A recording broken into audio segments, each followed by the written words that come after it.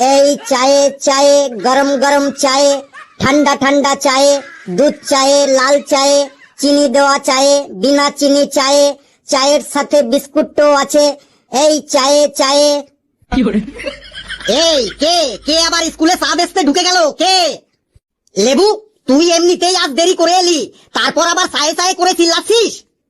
Sir, আজ থেকে চায়ের দোকানে কাজে লেগেছি, তাই একটু লেট হয়ে গেল বটে। কে কে তোকে চায়ের দোকানে কাজে লাগিয়েছে? স্যার, বাপটো আজ থেকে আমাকে চায়ের দোকানে কাজে লাগান দিয়েছে।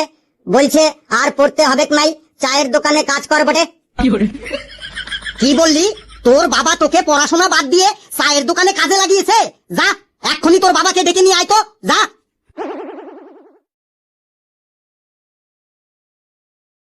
স্যার, এই যে বাপটোকে ডেকে নিয়ে এসেছি।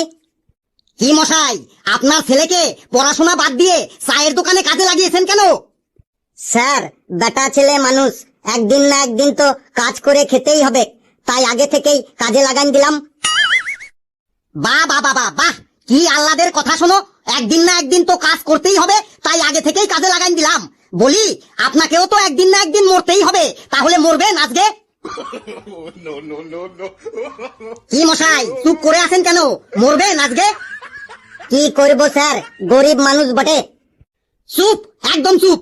আপনার ছেলের এখন পড়াশোনা করার বয়স, ওকে পড়াশোনাতে উৎসাহ না দিয়ে ওকে চায়ের দোকানে কাজে লাগিয়েছেন। আপনি গরিব বলে আপনার ছেলেটাকেও কি গরিব বানাতে চাইছেন নাকি? শুনুন, পৃথিবীতে যত বড়লোক মানুষ আছে তাদের মধ্যে বেশিরভাগ মানুষই এক সময় গরিব ছিল।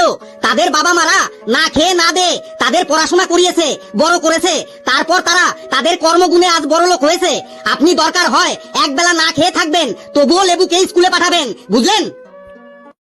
হ্যাঁ স্যার, বুঝলাম, কিন্তু খাতা কলম কিনতেও তো অনেক পয়সা লাগে। আপনার মুখ দিয়ে তো দেখছি ভক ভক করে বিড়ির গন্ধ বেরোচ্ছে। আজ থেকে বিড়ি খাওয়াটা ছেড়ে দিয়ে ওই বিড়ির টাকা দিয়ে ওকে খাতা কলম কিনে দেবেন, বুঝলেন? হ্যাঁ স্যার, কাল থেকেই ওকে আর কাজে পাঠাইবো না, স্কুলেই পাঠাইবো, আর আমিও আজ থেকে বিড়ি খাওয়াটা ছাড়াই দেব। ঠিক আছে ঠিক আছে, এবার আপনি যান। আর শুনুন কাকা বাবু, স্যার যা যা বললো সেইগুলো যদি ঠিকঠাক না শুনেন না, তাহলে কিন্তু আপনাকে একদম ইটলিংটা ফুসুক করে দেবো। না না, আর ইটলিং দা ফুসুদ বানাইতে হবে নাই। আমি আজ থেকে স্যারের কথাগুলা সবগুলাই শুনবো বটে। ইটলিং দা ফুসুদ, সেইটা আবার কি বটে কে জানে। এই তোরা এবার চুপচাপ বস, আমি এখন যাই। সব ইটলিং দা ফুসুদের ভয়ে একদম কাবু হয়ে গেল।